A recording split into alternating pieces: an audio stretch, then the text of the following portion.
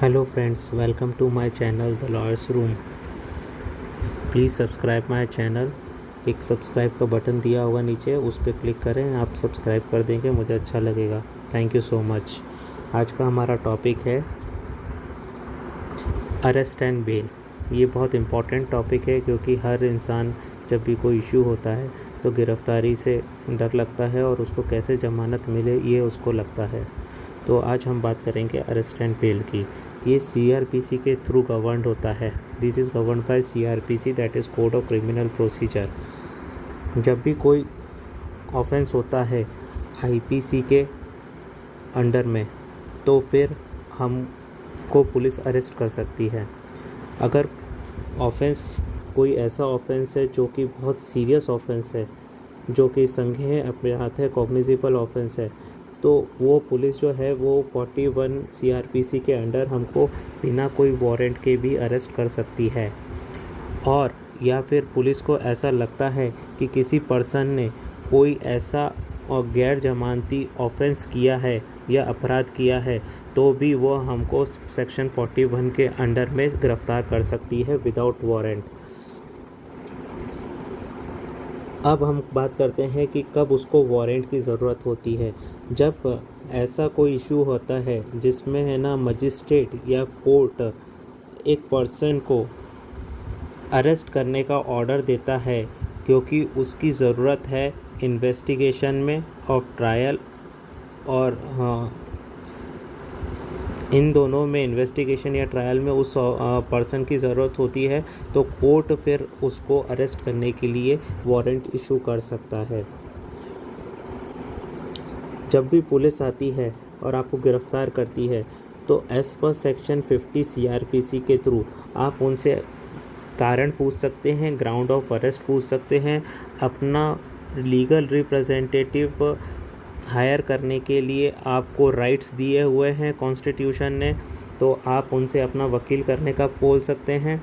और अपने जब भी कोई पुलिस आपको गिरफ़्तार करती है तो आप अपने वो उनका ये फ़र्ज़ है कि वो आपके रिलेटिव या फ्रेंड किसी को आपके अरेस्ट के बारे में बताएं, तभी वो आपको अरेस्ट करके ले जा सकते हैं। ये तो हुई पुलिस की अरेस्ट करने की बात, बट प्राइवेट पर्सन भी अरेस्ट कर सकता है। अगर किसी पर्सन को लगता है कि उसके सामने कोई कॉग्निजेबल ऑफेंस हो रहा है तो वो अरेस्ट करके अरेस्टेड पर्सन को पुलिस के हवाले कर देगा एज सून एज पॉसिबल। अब आपको ये लग रहा होगा कि क्या पुलिस आपके साथ ज़ोर ज़बरदस्ती कर सकती है? तो सेक्शन 46 सीआरपीसी पुलिस को यह पावर देती है कि अगर आप भागने की कोशिश करें तो वो आपके साथ ज़बरदस्ती कर सकती है, लेकिन आप अगर भाग नहीं रहे हैं तो वो आपके साथ ज़बरदस्ती नहीं कर सकती है और वो इतना फोर्स नहीं कर सकती है जिससे आपको कुछ हर्ट हो। ये आप हमेशा ध्यान रखिएगा। फिर कब तक आपको वो कोर्ट के सामने नहीं ले जा सकती और कस्टडी में रख सकती है? Only 24 hours. वो as per section 57 of CrPC वो आपको 24 घंटे से ज़्यादा डिटेन नहीं कर सकती। उसके बाद उनको आपको मजिस्ट्रेट के सामने प्रोड्यूस करना ही पड़ेगा, उनके सामने आपको जाना ही पड़ेगा, मजिस्ट्रेट के सामने ले जाना पड़ेगा। और अगर ऑफेंस अगर आपका बेलेबल में आता है तो फिर वो आपको बेल का बताएंगे और बेल बॉन्ड भरवा के आपको रिलीज़ भी कर सकते हैं। अब इसमें ये क्लियरिटी होना चाहिए कि ऑफेंस कितने तरीके होते हैं। ऑफेंस दो टाइप के होते हैं, एक बेलेबल और एक होता है नॉन बेलेबल। बेलेबल ऑफेंस वो होते हैं जो कि कम सीरियस अपराध होते हैं, और नॉन बेलेबल ऑफेंस जैसे मर्डर, रेप और बड़े बड़े ऑफेंस जो होते हैं जिनकी सज़ा 7 साल से ऊपर या 10 साल से ऊपर होती है, वो नॉन बेलेबल ऑफेंस में आ जाते हैं।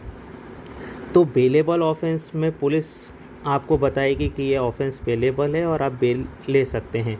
और नॉन बेलेबल ऑफेंस वो मजिस्ट्रेट का कंसर्न होता है या पुलिस का कंसर्न होता है, अगर उसको लगता है तो ही वो देगा, नहीं तो आपको कोर्ट जाके और फिर बेल के लिए अप्लाई करना पड़ेगा प्रॉपरली। अब जब भी पुलिस आपको अरेस्ट करती है उसका क्या ड्यूटी रहती है? As per section 55 of CrPC उसको आपको नियरेस्ट पुलिस स्टेशन में ले जाना चाहिए और वहाँ पे एक मेमो ऑफ अरेस्ट बनाना चाहिए। उसमें उसको सारी चीज़ें, date, time, place of arrest, name of arresting officer, क्या ऑफेंस किया है, वो सारी चीज़ें उसको मेंशन करना पड़ेगी। और जिस जहाँ उसने अरेस्ट किया है वहाँ का उसको नक्शा मौका बनाना पड़ेगा, लाइक मैप बनाना पड़ेगा जहाँ पे अरेस्ट किया है। ये सारे डॉक्यूमेंटेशन कंप्लीट करने के बाद ही वो आपको अरेस्ट करके पुलिस स्टेशन ले जा सकता है। वुमेन के कंडीशन में अरेस्ट के लिए एक इम्पॉर्टेंट कंडीशन है कि सनसेट के बाद और सनराइज़ के पहले पुलिस किसी भी वुमेन को अरेस्ट नहीं कर सकती है। कुछ एक्सेप्शनल सर्कमस्टेंसेस में करना पड़ेगा, जब क्राइम बहुत ज़्यादा सीरियस ऑफेंस किया है किसी वुमेन ने, महिला ने, तो फिर पुलिस अरेस्ट कर सकती है। बट अरेस्ट के टाइम पे भी एक महिला पुलिस होना चाहिए, वुमेन होना चाहिए, वुमेन पुलिस वहाँ पे होना चाहिए। या तो फिर कोई प्रायर परमिशन लेना पड़ती है जुडिशियल मजिस्ट्रेट से, अगर आप इस आफ्टर सनसेट और बिफोर सनराइज़ के बीच में आप उसको अरेस्ट करते हैं। तो ऐसे ही कोई चाइल्ड को आप जब अरेस्ट करते हैं तो आप एक जुवेनाइल जस्टिस एक्ट है, आपको इसको ध्यान में रखते हुए जुवेनाइल को अरेस्ट करना पड़ेगा। और उसका एम, इस जुवेनाइल जस्टिस एक्ट का एक ही एम है कि उसको चाइल्ड को प्रोटेक्ट करना है और उसको डिहेबिलिटेट करना है, ताकि वो ये सारे काम, गलत काम छोड़ के और वापस से अच्छी ज़िंदगी में लौट आए। अभी तक हमने देखा था कि अरेस्ट हो गया है, अब नेक्स्ट प्रोसीजर क्या होती है अरेस्ट के बाद? बेल। अब हमको जल्दी से जल्दी हमारे एक्यूज़्ड को बाहर निकालना है, हमारे व्यक्ति को बाहर निकालना है, तो हमको बेल के लिए अप्लाई करना पड़ेगा।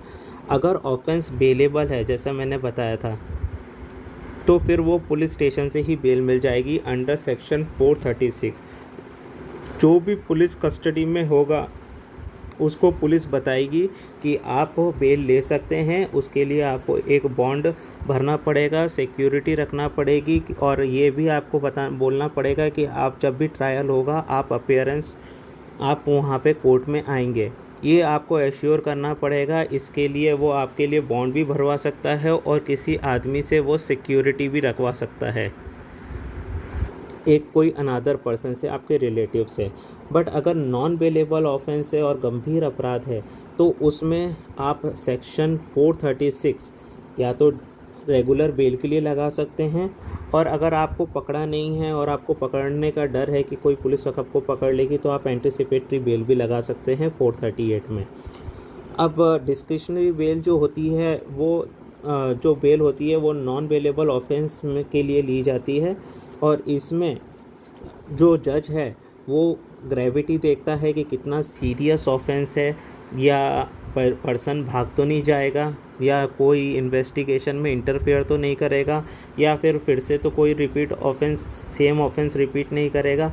ये सारी चीज़ें देखता है, और जब उसको ये लगता है कि एश्योर करता है कोई भी एक्यूज़्ड कि वो ये सारी चीज़ें नहीं करेगा और कोर्ट की बात मानेगा, तो उसको रेगुलर बेल मिल सकती है अंडर सेक्शन 437 ऑफ CRPC। अगर बंदा फ़रार है, व्यक्ति फ़रार है और पुलिस उसको पकड़ रही है और उसको आशंका है कि वो पकड़ा जाएगा पुलिस के द्वारा, तो वो CRPC की 438 यूज़ करके एंटिसिपेटरी बेल भी लगा सकता है, जिसको हम बोलते हैं अग्रिम ज़मानत। ये बहुत सारी कंडीशंस पे डिपेंड करता है, जो आप मेरी दूसरी वीडियोस में भी देख सकते हैं, और मैंने उसमें बताया है कि एक्यूज़्ड के क्या क्या राइट होते हैं, तो आप प्लीज़ मेरी दूसरी वीडियोस देखिए। और हाई कोर्ट से भी या फिर कोर्ट ऑफ सेशन, ये दोनों हायर कोर्ट्स होते हैं, इन दोनों हायर कोर्ट में भी अंडर सेक्शन 439 जो भी एक्यूज़्ड है वो बेल के लिए अप्लाई कर सकता है। उस केस में बेल के लिए अप्लाई नहीं कर सकता जिसमें पनिशेबल है डेथ के लिए या तो फिर लाइफ इम्प्रिजनमेंट के लिए। तो उन दोनों केसेस में वो सेक्शन 439 में बेल अप्लाई नहीं कर सकता है, फिर उसके लिए उसको एंटिसिपेटरी बेल लेना है पड़ती है, या फिर उसको जनरल बेल, नॉर्मल बेल लेना पड़ती है जिस कोर्ट में उसका केस चल रहा है। फिर आता है non bailable bail of non appearance of investigation. अगर 439 सेक्शन ऑफ सीआरपीसी ये बोलता है कि अगर इन्वेस्टिगेशन ऑफिसर चार्जशीट फाइल नहीं करता एक स्पेसिफिक टाइम में जो कि सीआरपीसी में दिया गया है, तो कोर्ट उसको एक्यूज़ को बेल दे सकती है। एक ही एक्सेप्शन है इसमें कि जो ऑफेंस है वो पनिशेबल नहीं होना चाहिए विथ डेथ और लाइफ इम्प्रिजनमेंट, मतलब बहुत ज़्यादा गंभीर नहीं होना चाहिए जिसमें उसको है ना लाइफ इम्प्रिजनमेंट या डेथ इम्प्रिजनमेंट मिले।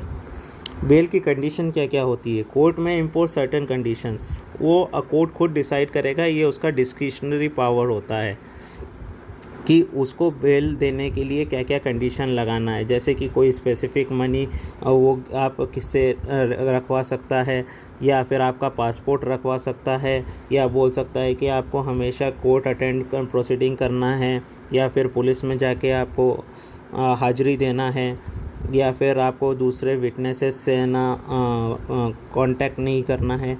ऐसी बहुत सारी कंडीशंस लगा के वो आपको बेल दे सकता है।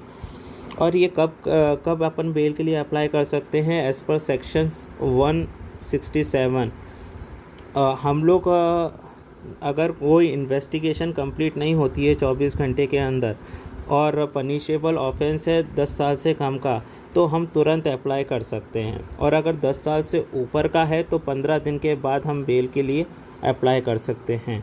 एक्यूज में अप्लाई फॉर बेल। होप आपको मेरा ये वीडियो पसंद आया होगा। Thank you.